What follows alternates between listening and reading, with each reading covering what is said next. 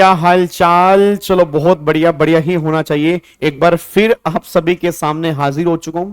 11 minute 4 concept, day number 3, आज की last video के अंदर। आज हम डिस्कस करेंगे कैपिटल गेन की 2 वीडियो मैंने बना के डाली थी। फिर मैंने बच्चों के कमेंट चेक किए, उसमें बहुत सारे बच्चों के डाउट थे कि सर हाउस प्रॉपर्टी के चैप्टर में प्री कंस्ट्रक्शन वाला पॉइंट हमारे को समझ में नहीं आ रहा, वो इंटरेस्ट वाली कैलकुलेशन में दिक्कत आ रही है। प्लीज आप एक बार उसको 10 मिनट के अंदर आप हमें रिकॉल करवा सकते हैं, तो बिल्कुल रिकॉल करवा सकते हैं। तो सारे के सारे बच्चे जिनको भी हाउस प्रॉपर्टी में दिक्कत आ रही है, सारे बच्चे सुन लेना, क्योंकि इस बार उम्मीद है हाउस प्रॉपर्टी में से क्वेश्चन पक्का पक्का बनने की। तो सारे बच्चे बहुत ध्यान से सुनने की कोशिश करना।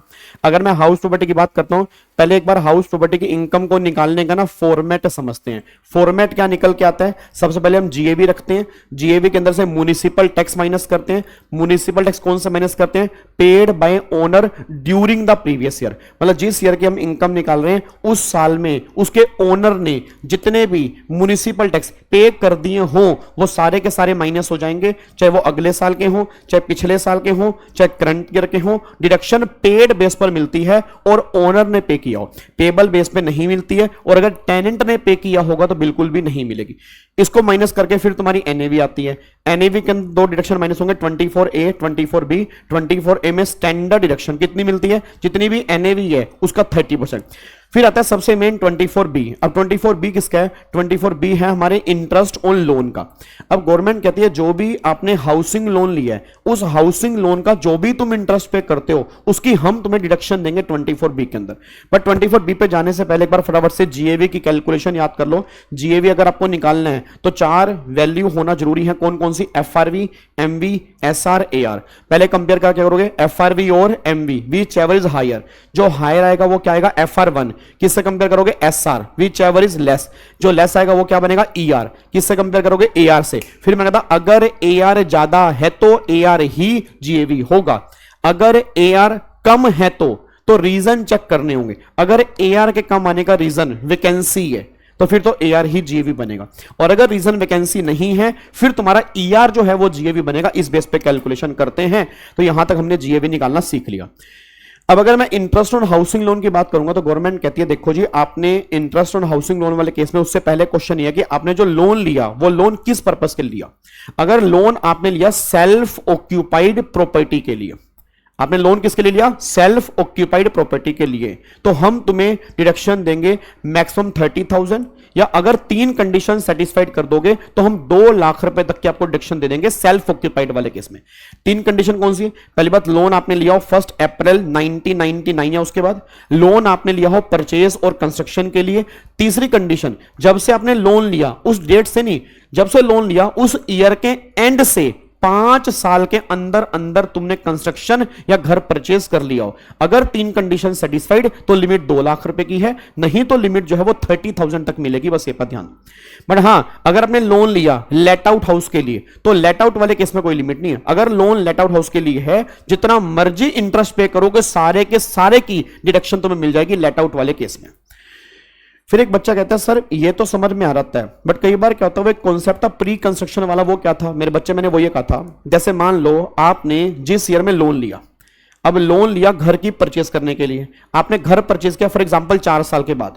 तो पहली बात तो ये समझ लो, जब तुमने घर परचेज किया होगा, सारे बच्चे कान खोल के, जब तुमने घर परचेज किया होगा मतलब जिस भी ईयर में तुमने घर परचेज किया होगा या जिस भी ईयर में तुम्हारी कंस्ट्रक्शन कंप्लीट हुई होगी, तो गवर्नमेंट ने बोला उस साल से तुम्हें डिडक्शन मिलना स्टार्ट होगी। पहली बात तो ये, मतलब जब तुम्हारा घर कंप्लीट नहीं हुआ उससे पहले वाले साल में तुमने इंटरेस्ट तो दिया होगा बट तुम्हें डिडक्शन नहीं मिली होगी। तो मैंने क्या बोला, जिस ईयर में घर बना, जिस ईयर में कंस्ट्रक्शन कंप्लीट हुई उस साल से तुम्हें डिडक्शन मिलना स्टार्ट होगी। सर बट उससे पहले वाले सालों में, मान लो उससे पहले वाले साल में जो इंटरेस्ट पे उसका क्या होगा, उसको बोलते हैं प्री कंस्ट्रक्शन पीरियड का इंटरेस्ट या प्री परचेज पीरियड का इंटरेस्ट। इसको कैसे देखते हैं, जब से आपने लोन लिया वहां से और जिस ईयर में कंस्ट्रक्शन कंप्लीट हुई वहां तक नहीं, उससे पहले वाले साल की 31 मार्च तक। यहां पे बहुत सारे बच्चे गलती करते हैं, वो प्री कंस्ट्रक्शन को कंस्ट्रक्शन की डेट तक लेते हैं। नहीं, कंस्ट्रक्शन की डेट तक नहीं, जिस ईयर में कंस्ट्रक्शन कंप्लीट हुई वो तुम्हारा करंट ईयर है। तो जहां तुम्हारी कंस्ट्रक्शन कंप्लीट हुई वो साल जहां से शुरू हुआ 1 अप्रैल, उससे पहले 31 मार्च, तो 31 मार्च तक तुम्हारा प्री कंस्ट्रक्शन है। देखो वही बात यहां पे लिखी है, भाई अगर मान लो तुम्हारा घर यहां पे बन के तैयार हुआ, अगर यहां पर बन के तैयार हुआ तो ये सारा का सारा तुम्हारा यहां तक सारा प्री है। अब प्री को जोड़ दो, तो गवर्नमेंट ने बोला ये हम अलाउड करेंगे 5 इक्वल इंस्टॉलमेंट के अंदर, तो इनको जोड़ के डिवाइड बाय 5 कर दो, पहली इंस्टॉलमेंट आ जाएगी। अब ये इंस्टॉलमेंट तुम इस साल में जोड़ दो जिस साल में तुम्हारा घर बन के तैयार हुआ, तो ये प्लस में ये दोनों गवर्नमेंट कह रही है इन दोनों को मिला लो। अगर ये घर सेल्फ ऑक्यूपाइड है तो लिमिट है 30,000 और 2 लाख की, और अगर ये घर लेट आउट है उस केस में कोई भी लिमिट एप्लीकेबल नहीं होगी। बट कुछ बातें आपको ध्यान में देनी है। पहली बात यहां पर यह बात ध्यान में देनी है कि गवर्नमेंट ने बोला कि जो डिडक्शन मिलनी है सेल्फ ऑक्यूपाइड वाले केस में, लेट आउट की बात नहीं करे, सेल्फ ऑक्यूपाइड वाले में सिर्फ तब मिलेगी अगर आपने नॉर्मल स्कीम ली है। अगर डिफॉल्ट स्कीम ली है तो सेल्फ ऑक्यूपाइड घर में जो भी इंटरेस्ट मैं पे करूंगा उसकी डिडक्शन मुझे नहीं मिलेगी अगर डिफॉल्ट स्कीम ली है।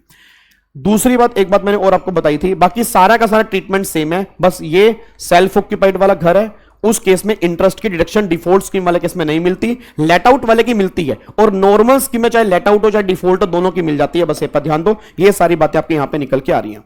अच्छा, एक छोटी सी बात मैं तुम्हें और बताऊंगा जी, एक छोटी सी बात और ध्यान देना। छोटी सी बात ये कि अगर आपने डिडक्शन जो मिलनी है वो ड्यू बेस पर मिलनी है, मतलब पेड बेस पर नहीं मिलनी जी, ड्यू बेस पर मिलनी है। दूसरी बात, अगर आप इंडिया से बाहर इंटरेस्ट पे करोगे तो टीडीएस काटना जरूरी है, नहीं काटोगे तो आपको डिडक्शन नहीं मिलेगी। एक बार सारे बच्चे बोलो फटाफट से।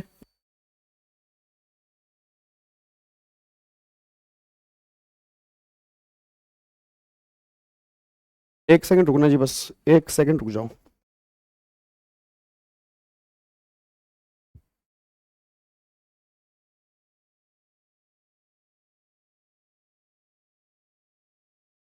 एक सेकंड रुक जाओ, बस एक सेकंड।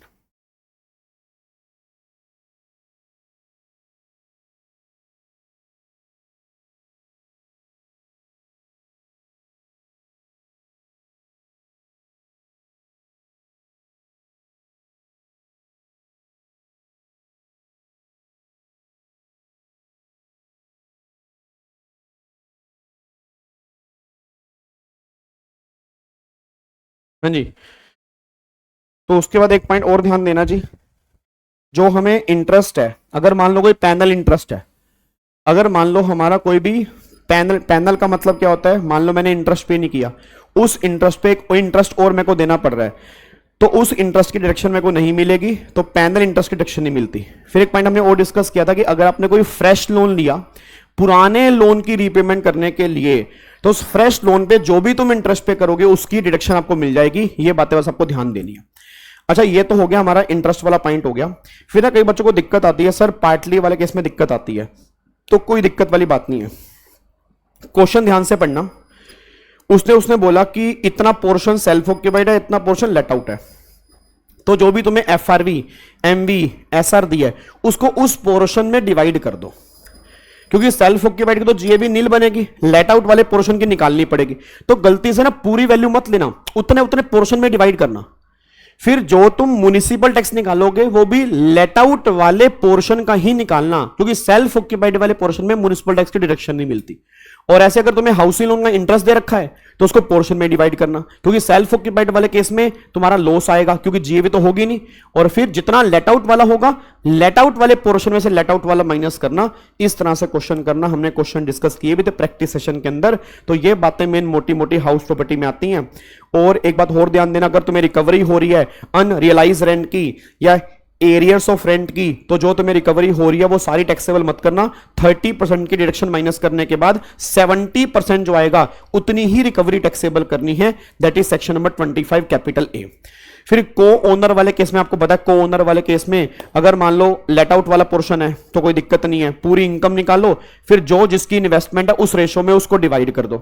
सेल्फ ऑक्यूपाइड वाले केस में को ओनर वाला केस है, जीएबी नील लेंगे, ठीक है। और हर को ओनर को 30,000 और 2 लाख तक की डिडक्शन मिलेगी। ऑब्वियस सी बात है उन्होंने लोन भी लिया हो, उस वो इंटरेस्ट पे करो तब। अच्छा, एक बात और सुनना, याद है वो सेल्फ ऑक्यूपाइड वाले केस में जीएबी नील बनती है, तो मैंने कहा था दो घर का ऑप्शन है सेल्फ ऑक्यूपाइड का, तो उन दोनों घर को मिलाकर तुम्हें 2 लाख तक की डिडक्शन मिलेगी, अलग अलग घर की नहीं है। आपको मैंने कहा था डिडक्शन जो होती है वो पर्सन वाइज मिलती है, हाउस वाइज नहीं मिलती। एक पर्सन है, उसके 2 घर हैं, टोटल 2 लाख की लिमिट है। 2 पर्सन है, मान लो 2 पर्सन है, एक घर है तो दोनों को अपनी अपनी लिमिट मिलेगी, बस ये बात ध्यान देना। ये सारी बातें हमने डिस्कस की थी।